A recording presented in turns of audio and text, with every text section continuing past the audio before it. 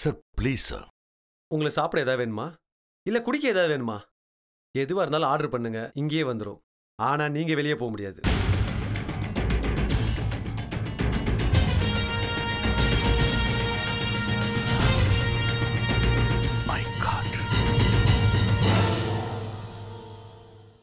Constable சொல்லுங்க sir. இன்னும் உள்ள என்கொயரி முடியல. Okay sir. அவர் என்ன கேட்டாலும் கொடுங்க.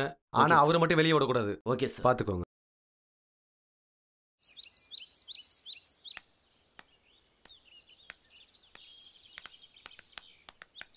Hello aunty. ஹலோ கிருஷ்ணா, எங்க சும்மா அப்படியே வந்தேன். கிளி ஜோசியம் பாக்குற? என்ன திடீர்னு? அதெல்லாம் ஒண்ணும் இல்ல ஆண்டி. வில்லேஜ்ல என்ன பண்றதுன்னு ஒண்ணுமே புரியல. ரொம்ப போர் அடிக்குது.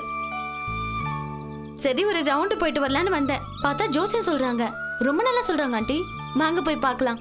எனக்கு வேண்டாம்மா, இன்னொரு தடவை பார்த்துக்கலாம். ஏன் உங்களுக்கு ஜோசியம் பிடிக்காதா? பிடிக்கும். இப்ப என்னுடைய பிரச்சனைய இந்த ஜோசியத்தால தீர்த்து வைக்க முடியாது. உன்னாலதான் முடியும். அதனாலதான் உன்னை பார்க்க வந்தேன். என்ன பார்க்க வந்தீங்களா? என்ன விஷயம் சொல்லுங்க ஆண்டி. நான் என்ன பண்ணணும்? எனக்கு நீ ஒரு சின்ன உதவி பண்ணணும். ஐயோ, சின்ன உதவி இல்ல, பெரிய உதவின்னு சொல்லணும். செய்வியா? சொல்லுங்க ஆண்டி. நம்ம ஊர்ல விசேஷம் நடக்க போதே அந்த கோயில், அது ரொம்ப வருஷத்துக்கு முன்னாடி கட்டினதுமா. அப்ப இந்த ஊர்க்காரங்கெல்லாம் சேர்ந்து கோயில் கட்டினவங்களுக்கு ஒவ்வொரு வருஷமும் முதல் மரியாதை பண்றதா ஒரு முடிவு பண்ணியிருந்தாங்க. அப்படித்தான் இது வரைக்கும் நடந்துகிட்டு இருந்தது. அந்த மரியாதைக்கு சொந்தக்காரர் எங்க மாமா தான். அவர் தான் இந்த கோயிலையே கட்டினது. அதனால ஒவ்வொரு வருஷமும் அவருக்கு தான் அந்த மரியாதை கிடைச்சிக்கிட்டு இருந்தது. இது வரைக்கும் இந்த விஷயத்துல எந்த பிரச்சனையும் இல்லை. ஆனா இப்ப பிரச்சனை வந்திருக்கு. அதுவும் உங்க அம்மாவால. எங்க அம்மாவாலையா? ஆமா, அவளுக்கும் அந்த மரியாதையில உரிமை இருக்கு. ஏன்னா கோயிலோட நிலம் உங்களுது.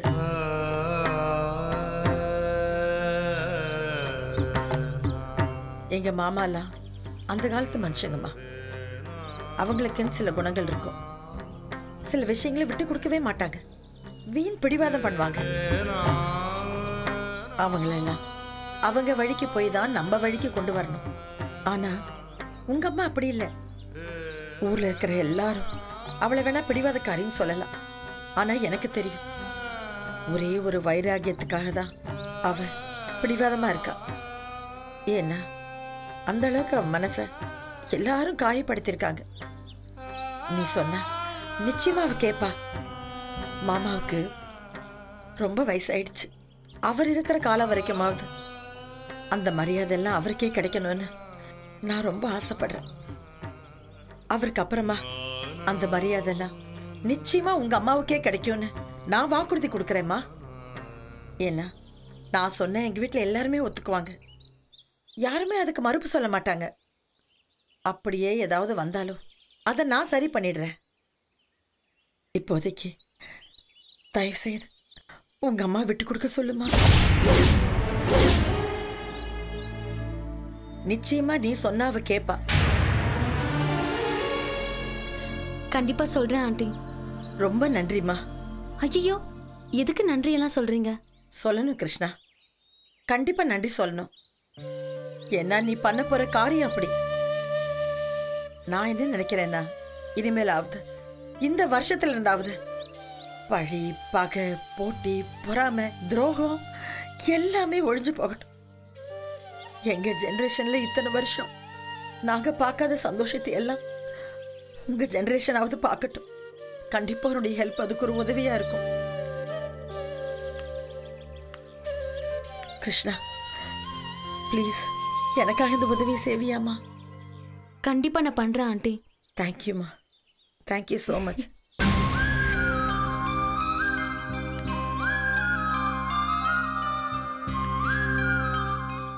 அம்மா. என்னம்மா? எனக்கு உங்ககிட்ட எப்படி சொல்றதுன்னே தெரியல. என்ன அப்படி என்ன விஷயம்? என்னம்மா நடந்துச்சு? ஏன் உங்களை எல்லாரும் திட்டுறாங்க, கோவமா பேசுறாங்க? ஆஃப்டர் ஆல் ஒரு மாலை மரியாதை. இதுக்கு எல்லாமா சீட் பண்ணுவாங்க? இது ஆஃப்டர் ஆல் இல்ல கிருஷ்ணா, இதுக்குள்ள ஒரு ஹிஸ்டரியே இருக்கு. இன்னைக்கு அந்த மரியாதை கிடைச்சா இனி வர வருஷம் எல்லாம் அந்த மரியாதை எனக்கு தான் வரும். எதிர்க்கிறவங்க யாருமே இல்லைன்னு ஆண்டாண்டு காலமா அனுபவிச்சுட்டு இருக்காங்களே அவங்க, அந்த பட்டம் இறங்கிட கூடாதுன்னு தான் இப்படி குறுக்கு வழியில யோசிக்கிறாங்க. மனுஷங்க தப்பு பண்ணலாம், ஆனா அந்த அம்மன் தப்பு பண்ண மாட்டா. ஒரு குழந்தைய அனுப்பி உண்மையை கண்டுபிடிச்சிட்டா பாத்தியா?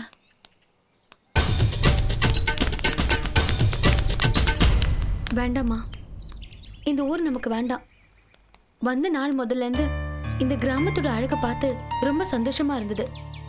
ஆனா இங்க அழகு மட்டும் இல்லம்மா, ஆபத்தும் இருக்கு. எனக்கு ரொம்ப பயமா இருக்குமா. நம்ம ஊருக்கே திரும்பி போயிடலாம். கிருஷ்ணா, இத்தனை வருஷம் கழிச்சு இந்த ராஜேஸ்வரி இங்க வந்திருக்கானா ஜெயிச்சுட்டு போறதுக்காகத்தான். என் உயிரே போனாலும் நான் தோத்துட்டு போக மாட்டேன்.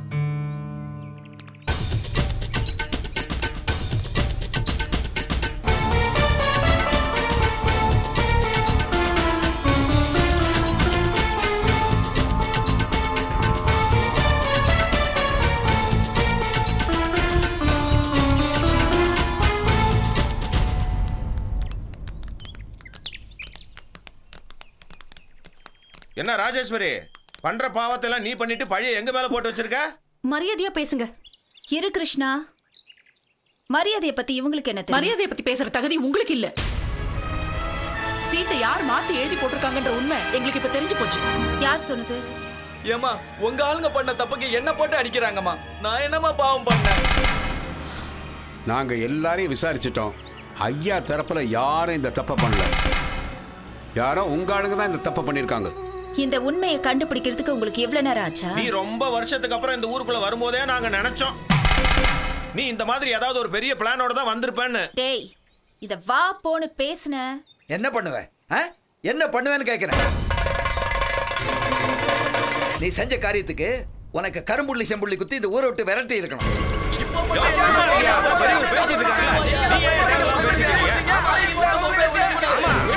போனா போது பொம்பளை வச்சுன்னு பார்த்தா வாய்க்கு வந்து பேசுங்க.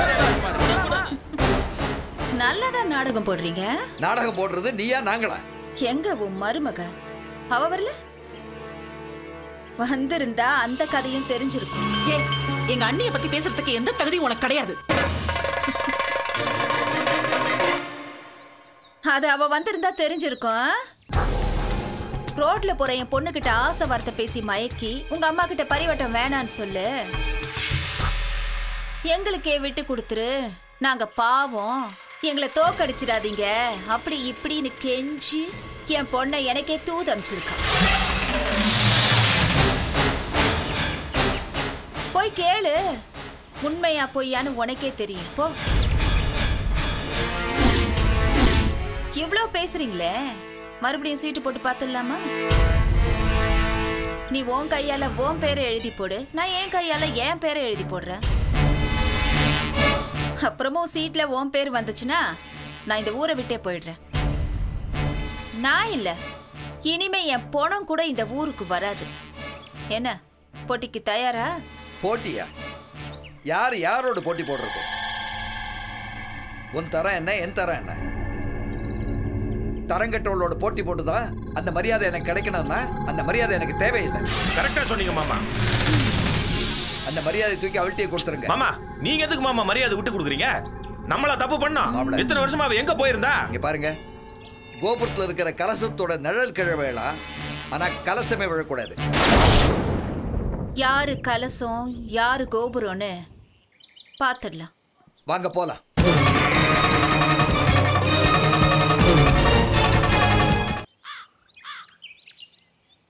ராமலிங்கம், ராமலிங்கம், வா ராமலிங்கம். வணக்கம் ஐயா. உடம்பெல்லாம் இப்படி இருக்கு, நல்லா இருக்கா? நல்லா இருக்கியா? இந்தா வச்சுக்க. எதுக்குங்க இது? அடி வாங்கினல்ல, அதுக்குத்தான். உடம்பு வலிக்கு நம்ம நாட்டு மருந்து, மனசு வலிக்கு வெளிநாட்டு மருந்து. அப்புறம் இந்த மருந்தெல்லாம் சாப்பிட்றதுக்கு உடம்புல தெம்பு வேணும்ல, அதனாலதான் ஓடுறது, பறக்கிறது, நீந்துறது, நடக்கிறது இதெல்லாம் அடிச்சு கொண்டாந்துருக்கேன். உன் பொண்டாட்டிக்கிட்ட சொல்லி நல்லா ருசியா சமைச்சு சாப்பிடு. அந்த 2 சீட்லயும் நான் தான் எங்க மாமா பேரை எழுத சொன்னேன்னு யாருக்கிட்டையும் சொல்லாம இருந்தல்ல, ரொம்ப நன்றிப்பா. அது இருக்கட்டும் ஐயா, அவங்க அடிச்சாங்க, அதுல ஒரு நியாயம் இருக்கு. நீங்களும் கூட சேர்ந்து அடிச்சிங்களா, அதான் எனக்கு கஷ்டமா இருக்கு. அடப்பாவி, ஏண்டா நானும் உன்னை சேர்ந்து அடிக்கலாம் என்ன சந்தேகப்பட மாட்டாங்க? அதுக்காக அப்படியா ஐயா அடிக்கிறது? அவங்க அடிச்சதோட நீங்க அடிச்சதுதான் ஐயா ரொம்ப வலிக்குது. சரி விடுறா, கொஞ்சம் உணர்ச்சி வசப்பட்டுட்டேன், அதுக்கு தான் இதெல்லாம் வாங்கி கொடுத்துருக்கேன்ல, இதெல்லாம் மனசுல வச்சுக்காத. சேச்சா அதெல்லாம் ஒண்ணும் இல்லையா, இதெல்லாம் வாங்கி தருவீங்கன்னு தெரிஞ்சிருந்தா இன்னும் 2 அடி அதிகமா வாங்கியிருப்பேன். அட பாவி, நீ என்ன விட மோசமான ஆளா இருக்க.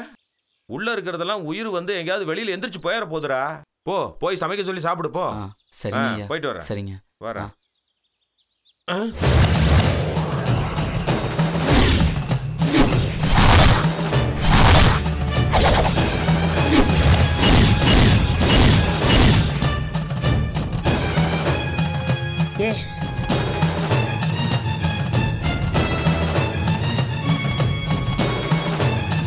ஏன் இப்படி பண்ண? அது வந்து நீ பேசுறதெல்லாம் நான் கேட்டுட்டு தான் இருந்தேன். ஏன் இப்படி பண்ண சொல்லு.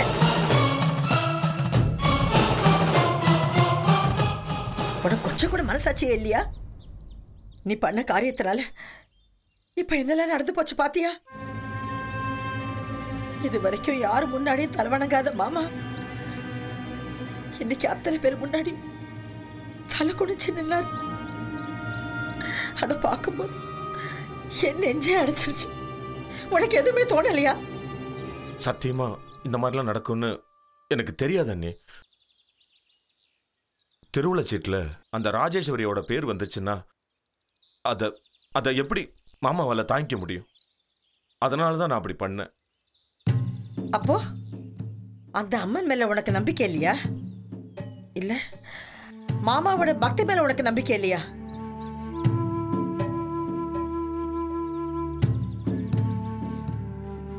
ஒருவேளை தெய்வத்தோட முடிவே அதுவா இருந்தாலும் கூட அத கூட தாங்கிக்கலாம். ஆனா நீ பண்ண கேவலமான காரியத்தினால அவமானம் தாங்க முடியலையே. மாமாவை எப்படியெல்லாம் கீழ்த்தரமா பேசினாங்க பார்த்தல. இந்த வயசுல அவர் இப்படி எல்லாம் அவமானப்படணுமா? அவரோட மனசு எந்த அளவுக்கு வெறுத்திருந்தா வீட்டை விட்டே வெளியே போகணும்னு நினைச்சிருப்பாரு. அவர் வேற ஏதாவது முடிவுக்கு போயிருந்தா என்ன ஆயிருக்கும் யோசிச்சு பாத்தியா நீ? ஒரே ஒரு விஷயம் சொல்றேன் கேளு. நம்ம குடும்பத்தை பொறுத்தவரை அது ஒரு கோயில். அதுல நீ, நான், மாமா, எங்க வீட்டுக்கார், என் குழந்தைங்க எல்லாருமே ஒரு தூண் மாதிரி. அதுல ஒரு தூண் சாஞ்சாலும் ஒட்டுமொத்த கோயிலுமே சரிஞ்சிடும். தெரிஞ்சுக்க.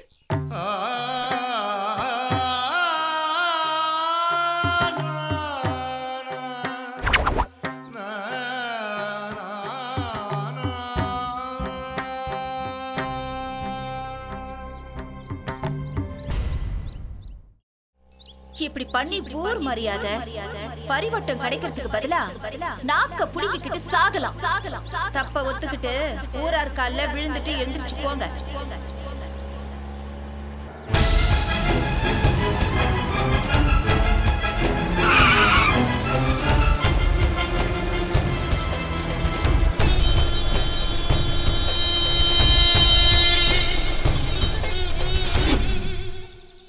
இறங்குயா.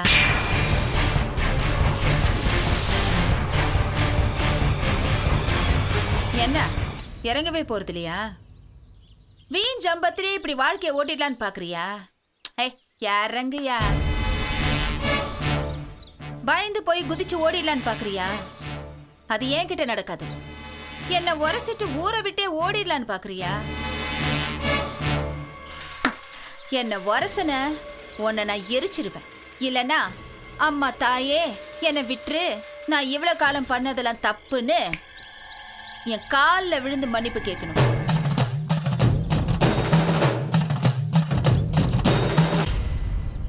இந்த 2ல ஒண்ணு நடக்காம நான் உன்னை விட மாட்டேன்.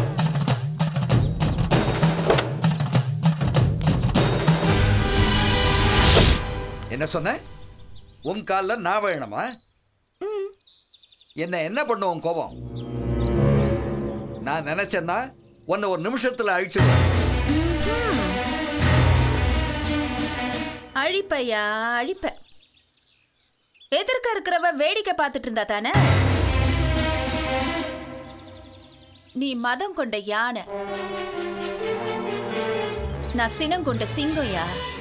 யானை என்னதான் பெருசா இருந்தாலும் சிங்கத்துக்கிட்ட தோத்துதான் ஓடும். ஏய், தோல்வியே பார்க்காதவனா? தோல்வியை எதிராளிக்கு பரிசா கொடுத்தே பழக்கப்பட்டவனா? ஏய் ஏய், என்னடி சொல்ல வர? தப்பிச்சு ஊருக்குள்ள போடான்னு சொல்றேன். என்னடி சொன்ன? டாவா? நீ என்ன டீனு கூப்பிட்டா நான் உன்னை டானு தானே கூப்பிடணும். என்னடி மரியாதை இல்லாம பேசுற? ஏய், நான் திருப்பி அடிச்சா அசிங்கம் உனக்கு தான். அவமானத்திலே செத்து போயிடுவியா? வயசாயிடுச்சுங்கிறத மறந்துட்டியா? கேவலம் பொம்பளைய ஜெயிக்கிறதுக்காக ஆளை வச்சு 2 சீட்லயும் ஒரே பேர் எழுதி ஃபோர்ஜரி பண்ண வந்தானே நீ. உனக்கு என்ன முதல் மரியாதை? அத பத்தி நீ பேசாத. ஒழுங்கா முறையோட வாழ முடியாம காதல் தான் பெருசுன்னு கண்டவனோட ஓடி போனவனுக்கு எங்கிட்ட என்னடி பேச்சு? உனக்கு என்னடி முதல் மரியாதை? பெருசா திட்டம் போட்டு ஆள் வச்சு வேலை செஞ்சுட்டு என்ன இதில் மாட்டி விடுறியா? என்கிட்ட நடக்காத, ஞாபகம் வச்சுக்க. எப்போ அது நடக்கும்? பொட்ட மாதிரி ஊரை விட்டு ஓடும் போதுதான் நடக்கும். ராஜேஸ்வரி, என் பொறுமையை சோதிக்காத. வரதராஜா, நானும் அதைத்தான் சொல்றேன். ஒழுங்கு மரியாதையா ஊருக்குள்ள போயிடு. போகலன்னா நீ போவ. என்ன மிரட்டுறியா? என் முன்னால நிக்கவே துப்பு இல்லாதவ உங்ககிட்ட நான் போட்டி போட தயாரா இல்ல. எனக்கு முதல் மரியாதை தேவையில்லைன்னு தான் நான் இந்த ஊரை விட்டு கிளம்புறேன்.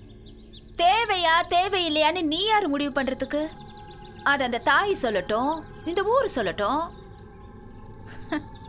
எனக்கு பயந்து மட்டும் நீ இந்த ஊரை விட்டு ஓடிடாத. போயா, ஊருக்குள்ள போ. முடியாது.